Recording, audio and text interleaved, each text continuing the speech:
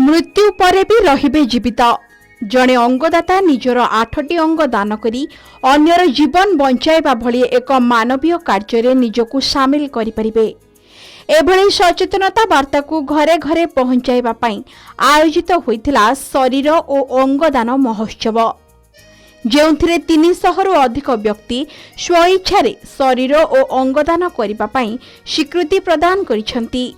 एभली नियारा प्रयास करिछि जाजपुर जिला सचेतन नागरिक मंच और कबाटबंध प्राथमिक स्वास्थ्य केन्द्र। रक्तदान शिविर परि शरीर और अंगदान शिविर जाजपुर जिला धर्मशाला ब्लॉक अंतर्गत मर्जितापुर स्थित कल्याण मंडप ठारे अनुष्ठित होई जाइछि शरीर और अंगदान महोत्सव। ग्रामांचल रे रहुथिबा लोक माने रक्तदान परि अंगदान प्रति किपरि सचेतन हेबे से नै प्रयास आरंभ होइछि। सचेतन नागरिक मंच और कबाटबंध प्राथमिक स्वास्थ्य केन्द्र मिलित उद्यम अनुष्ठित उत्सव शरीर और अंगदान समितिर अध्यक्ष डॉक्टर प्रभास कुमार आचार्य मुख्य अतिथि भावे जोगदे एही शिविर को आनुष्ठानिक भाव में शुभारंभ करथिले। एही शिविर रे 300 रु अधिक व्यक्ति स्वइच्छारे शरीर और अंगदान करिबा पई निज नाम पंजीकरण कराइबा सह स्वीकृति प्रदान करिथिबा देखिबाकू मिलिछि। विशेषकर विभिन्न वर्गर व्यक्ति विशेष एही शिविर रे अंगदान करिबा पई उत्साहर सह आगे आसिथिले।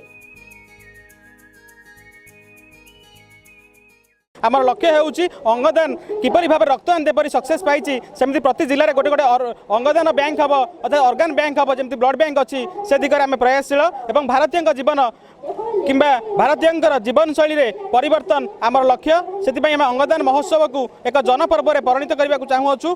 मोर निजर अंगदान करी निजको धन्य मन करूची कारण मो मला परे मो शरीर अंग सब पाउस हो जाउची पड़ी तेणु करी मु चाहूची केतेटा 8टी जीवन जदी बंची जाई पारुची मो मला परे तेणु करी गोटे परिवार रे असंपूर्ण थिया बेले संपूर्ण होई पारुची मो पाई भी केतेटा जीवन बंची जाई पारुची का घर रे भी हस खुशी खेली जाई पारुची। सचेतनता बर्तमान सबुठु बेसी सचेतनता जहाँ आवश्यक ता होची अंगदान एवं परिवेश उपरे सचेतनता। लक्ष लक्ष संख्यार लोक मैंने जिते भारत वर्ष में विभिन्न जगह पंजीकृत होकर अच्छा अपेक्षा कर किए गोटे लिवर है किए गोटे किडनी है किए लंग्स है हार्ट है हार्ट है कह दरकार अच्छी किंतु आमर एवेलेबिलिटी बहुत कम से तुलन में।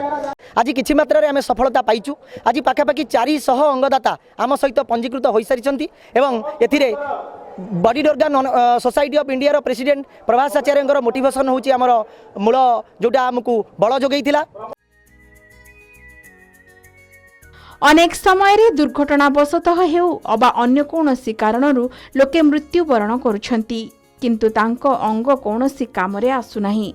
अन्य पक्षरे जीवित थाई मध्य लोकंकर किडनी हार्ट लिवर आखि आदि अंग आवश्यक पड़ुछि।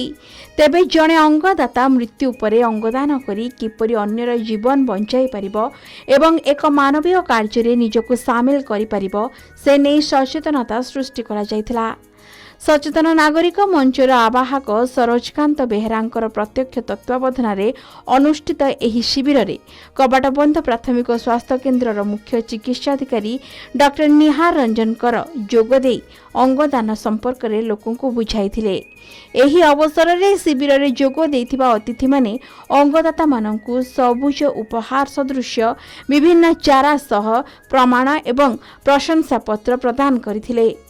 एथिसह अंगदान संबंध में सचेतन और प्रचार प्रसार पाई समस्ते आगे आसवाकू आह्वान दिया जायथिला। प्रथम थर पाई जाजपुर जिले में एभली नियारा कार्यक्रम आयोजन होइथिबारु विभिन्न महल रे प्रशंसा करा जायछि।